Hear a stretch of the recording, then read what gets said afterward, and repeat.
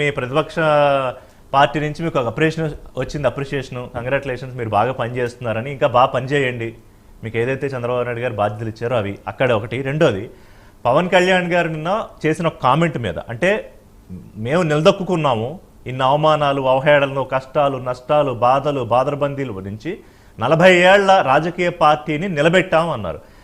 అందులో అంత ఆక్షేపించాల్సిందో లేకపోతే అంత కింద మీద పడిపోవాల్సిన ఇబ్బంది ఏమిటో నాకు అర్థం కావట్లా. ఎందుకంటే తెలుగుదేశం పార్టీ వాళ్ళు కూడా చాలామంది ఈ విషయం ఒప్పుకున్నారు, ఆయన్ని నిజంగా నెత్తి మీద పెట్టుకున్నారు. ఎన్నికల టైంలో కూడా కష్టకాలంలో మా నాయకుడు జైల్లో ఉన్నప్పుడు వచ్చి అండగా నిలబడ్డాడు అని. మీకు ఏమన్నా ఇబ్బందిగా అనిపించిందా? పోనీ మీ పార్టీ క్యాడర్ ఎవరైనా దాని గురించి ఇబ్బంది పడుతున్నారా ఆ మాట గురించి? స్టార్టింగ్ కాంట్రవర్సీ క్వశ్చన్ తో మా చూపుడు గారు కావాలనే అది పెట్టారు, పెట్టి వదిలేశారు. కానీ జూపుడు గారు మాత్రము నిజంగా ఒక విధంగా మెచ్చుకోవచ్చండి. ఎంత అద్భుతంగా మాట్లాడతారంటే ఇంకా వినేవాళ్ళు జూపుడు గారు చెప్పేది అక్షరాల సత్యం అని చెప్పి నమ్మే విధంగా మాట్లాడతారు. ఎప్పుడన్నా అవకాశం ఉంటే ఒక 1-2 hours ట్రైనింగ్ ప్రోగ్రామ్ నాకు కూడా వారు తీసుకోవాలని చెప్పి రిక్వెస్ట్ చేస్తున్నానండి. ఇప్పుడు ఎవరో స్పీకర్ ప్రకాశం జిల్లా నుంచి తీసుకొని వచ్చినాను అని చెప్పి జూపుడు గారు అన్నారు. ఈ పాయింట్ కన్నా ముందు దానికి వస్తారు. ఎవరో స్పీకర్ ఏందండి, తెలీదా ఆయన ఎవరో? మీ గతంలో మీ పార్టీలోనే మంత్రిగా ఉండేరు కదా, ఎవరో స్పీకర్ అంటూ ఎంతవరకు కరెక్ట్ అండి? ఆయన పుట్టలో నుంచి ఆ బాధ ఏ విధంగా ఆయన కుటుంబాన్ని నాశనం చేసినాడు జగన్మోహన్ రెడ్డి అని చెప్పి చెప్తే అదంతా మీరు పక్కన పెట్టేసి ఎవరో స్పీకర్ ని తీసుకొని వచ్చినారు అని చెప్పి అగౌరవపరచటము ధర్మమా?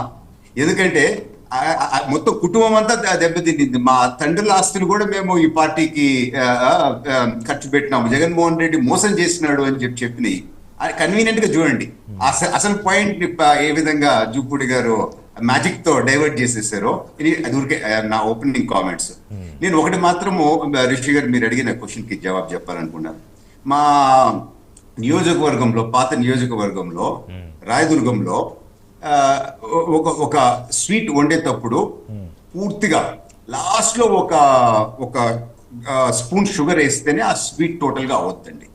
సో ఆ స్వీట్ వేసిన షుగర్ ఒక స్పూన్ వేసిన వాళ్ళు దీనివల్లనే ఈ స్వీట్ అయింది అని చెప్పి ఎవరన్నా అంటే అది తప్పు. ఎందుకంటే మనము ఓవరాల్ యాంగిల్లో చూడాలి.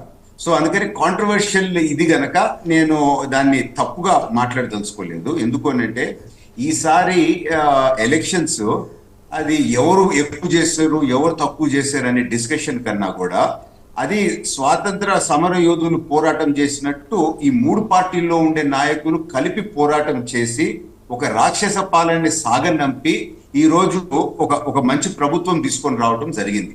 సో కాంట్రవర్షియల్ ఆస్పెక్ట్స్ ఒక్కొక్కరు ఒక్కొక్క విధంగా అనొచ్చు. ఇప్పుడు ఒక విధంగా ఈ రోజు చూస్తే నాకు మా వాళ్ళు ఒక ఇది పెట్టినారండి, ఏమనంటే ఓటింగ్ పర్సంటేజెస్ మీరు చూస్తే తెలుగుదేశం పార్టీకి 45.6% వచ్చింది. So single largest party. So ఏ అలయన్స్ లేకపోయినా మనము అధికారంలోకి వచ్చుండే వాళ్ళం కదా అన్న ఈ విధంగా మాట్లాడటం కరెక్ట్ కాదు కదా అని చెప్పి ఎవరో ఒకరు పెట్టినారు. బట్ అటువంటి వాటిల్లోకి మనం పోవాల్సిన నేను కాదు. నాకు నైటే ఎవరో ఒక మిత్రుడు, పేరు చెప్పలేను కానీ తెలుగుదేశం పార్టీలో ఎప్పటి నుంచో ఉన్న మిత్రుడే, సీనియర్ నాయకుడే, ఆయన ఒక కాల్ చేశారు. మేము కాసేపు దాని గురించి ఒక 5 నిమిషాలు మాట్లాడుకోవడం జరిగింది. ఇమీడియట్గా అంటే ఇమీడియట్ రియాక్షన్ అంటే ఎట్లా అన్న మీరు దీని మీద ఏమంటారు అంటే నేనేమంటా, ఇప్పుడు కూటమిలో ఉన్నది మీరు ముగ్గురు. సో నేను అంటే కష్టకాలంలో ఉన్నప్పుడు చంద్రబాబు నాయుడు జైల్లో 53 రోజులు ఉన్నప్పుడు తెలుగుదేశం శ్రేణులంతా ఒక నిస్తేజం అని నేను అన్న కానీ కన్ఫ్యూజ్డ్ స్టేట్లో ఉన్నప్పుడు, ఎవరన్నా బయటకు వచ్చి మాట్లాడాలంటే భయపడిపోయేటప్పుడు, ఇక్కడేమో హైదరాబాదులో వాళ్ళు ఏమైనా రోడ్ల మీదకి వస్తే వెళ్ళి పక్క రాష్ట్రంలోకి వెళ్ళి చూసుకోండి అన్నప్పుడు, ఇలా రకరకాల పరిస్థితుల్లో పవన్ కళ్యాణ్ తీసుకున్న ఆ స్టెప్పు అండ్ వెరీ స్పాంటేనియస్గా జైలు నుంచి బయటకు వచ్చిన తర్వాత ఏది బీజేపీతో ఆయన అప్పటికే అలయన్స్లో ఉండి నేను తెలుగుదేశం కలిసి వెళ్తున్నాము, తర్వాత కూడా బీజేపీకి వస్తే వస్తుంది లేకపోతే లేదా ఆయన స్టేట్మెంట్ ఇచ్చేసాడు. అంటే దాని తాలూకా వాల్యూ అది ఆయన క్లెయిమ్ చేసుకోవడం కరెక్ట్ కాదా, చేసుకోకూడదా? ఖచ్చితంగా కరెక్ట్ అండి, ఖచ్చితంగా కరెక్ట్. రిషి గారు, దేర్ ఇస్ నో డౌట్. ఉప ముఖ్యమంత్రి గారిని ఏదైనా తక్కువ విధంగా మాట్లాడతామో, లేకపోతే ఏదైనా జనసేనకు సంబంధించిన వాళ్ళని తక్కువ విధంగా మాట్లాడతామో అనే పని నేను చేయలేను. ఎందుకంటే I'm spokes national spokes person, I know, yeah. Responsible గా ఉంటుంది. నేను ఇచ్చే స్టేట్మెంట్ పార్టీ ఇచ్చినట్టే. ఇన్ఫాక్ట్ లోకేష్ గారు జైలు నుంచి బయటకు రాగానే కలిసి వచ్చినప్పుడు పవన్ అన్న అని చెప్పి గౌరవంగా ఆ రోజు సంబోధించడం జరిగింది. ఎందుకనంటే వారు ఒక అడుగు ముందుకేసి రావటం అనేది వాళ్ళు చాలా టచ్ అయినారు. అవును. అదే విధంగా ప్రభుత్వం ఫామ్ అయిన తర్వాత కూడా గౌరవ ముఖ్యమంత్రి గారు అనేక సార్లు ఈ ప్రస్తావన లేవనెత్తడం జరిగింది.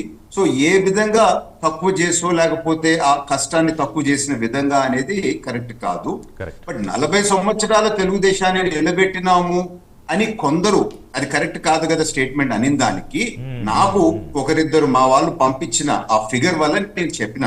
సో కేవలం ఏ ఒక్కరు వల్ల అనేది కాదు, అందరం కలిసి మనం ఫైట్ చేసినాము.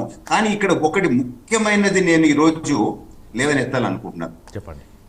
జనసేనతో తెలుగుదేశానికి అలయన్స్ ఫామ్ కాక 6 months ముందు ఒక 2-3 డిబేట్స్ లో నేను అన్నాను అలయన్స్ కాబోతా ఉంది అని. జనసేనకు సంబంధించిన స్పోక్స్ పర్సన్స్, మళ్ళా చెప్తా ఉండండి, మీరు చెక్ చేయొచ్చు రికార్డ్స్, నన్ను అటాక్ చేసినారు. అలయన్స్ ఎట్లా అవుద్ది, మీరు ఎట్లా చెప్తారు అలయన్స్ అవుద్ది అని చెప్పి. సో అంటే గట్టిగా ఫైట్ కూడా నాతో చేయడం జరిగింది. నేను 6 months ముందే ఒక ప్రెడిక్షన్ ఇచ్చిన. సో ఎట్లా కొందరికి, కొన్ని స్థాయిలో ఉండే నాయకులకి కొన్ని ఇన్ఫర్మేషన్ రాదు, టాప్ లో ఉండే ఒకరిద్దరి మధ్యలోనే ఆ ఇన్ఫర్మేషన్ ఉంటుంది. నేను ట్రెండ్స్ చూసి గెస్ చేశాను. సో ఈ రోజు నిన్నటి మీటింగ్ తో ముఖ్యమైనది ఇక్కడ నేను లేవనెత్తాలనుకుంది ఏంటంటే, ఈ చిన్న చిన్న ఇష్యూస్ కాదు. పవన్ కళ్యాణ్ గారు ఒక రాష్ట్ర స్థాయి నాయకుడి నుంచి ఒక సౌత్ ఇండియాకి సంబంధించిన డైరెక్షన్ లో ఒక నాయకుడుగా ఎదగాల అని చెప్పి అడుగులేస్తున్నట్టు మాత్రం నాకు అనిపిస్తుంది. గతంలో పవన్ కళ్యాణ్ గారు నోట్లో నుంచి వచ్చిన మాటలు బట్టి సమర్థమైన, ఒక్క సెకండ్ అండి, సమర్థమైన నాయకుడు చంద్రబాబు నాయుడు గారు ఉన్నారు.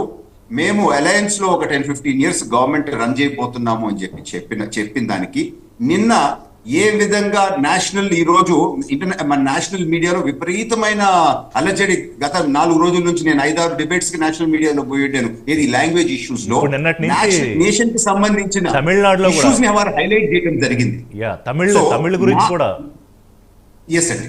సో నా అభిప్రాయం ఏంది అని అంటే, ఈ రాష్ట్రానికన్నా సౌత్ ఇండియాలో ఒక ఫోర్స్ గా ఎదగాల, బీజేపీ సపోర్ట్ తీసుకొని, ఎందుకంటే గౌరవ మోదీ గారు ఆ సపోర్ట్ చేస్తున్నారు కనుక. మళ్ళీ మీరు అట్లా అంటే కాదు, రీడ్ బిట్వీన్ ద లైన్స్.